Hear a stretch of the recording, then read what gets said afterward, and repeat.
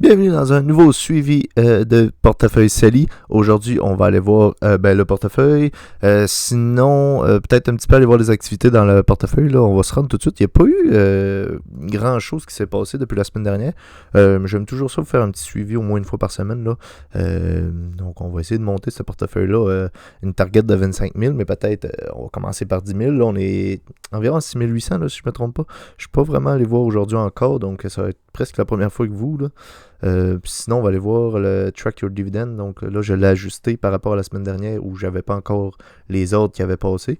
Parce que quand tu fais un ordre d'achat, quand les marchés sont fermés, en général, ça passe dans la journée d'après. Donc là, je les ai rentrés dans la journée d'après.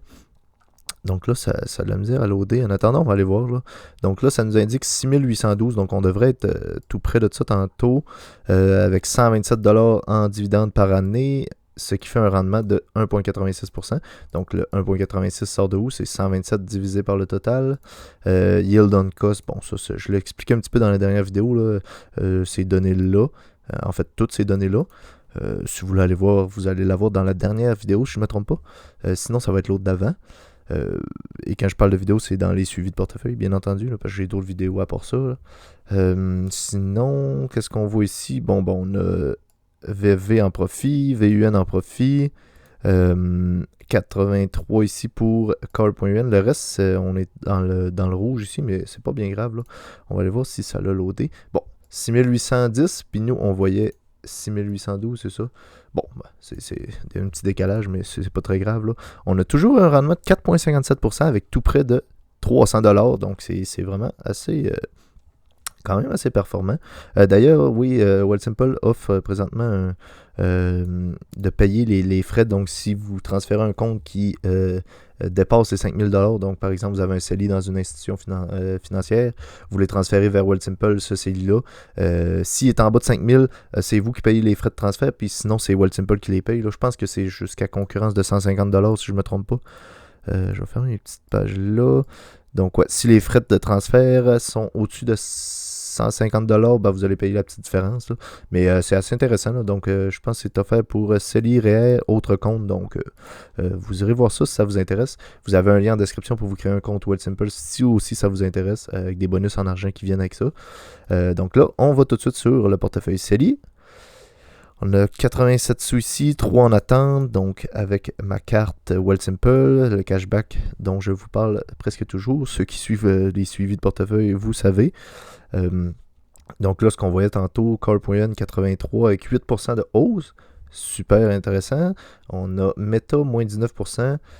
Donc là, ça a remonté un petit peu encore. Hein, Meta, je me souviens, j'ai déjà vu à moins 60%, si je ne me trompe pas. TD, moins 12%.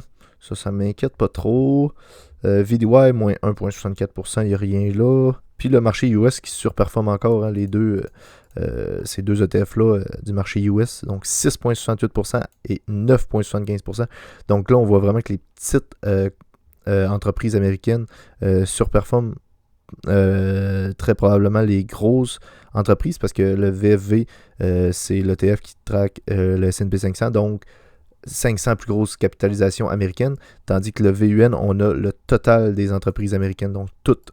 Ici, donc, c'est les grosses capitalisations. Ici, c'est grosses, petites, moyennes capitalisations. Donc là, on voit que ça surperforme avec 9,75%, 6,68%. Par contre, c'est des temps différents que j'ai achetés, donc on ne peut pas vraiment se fier à ça. Là.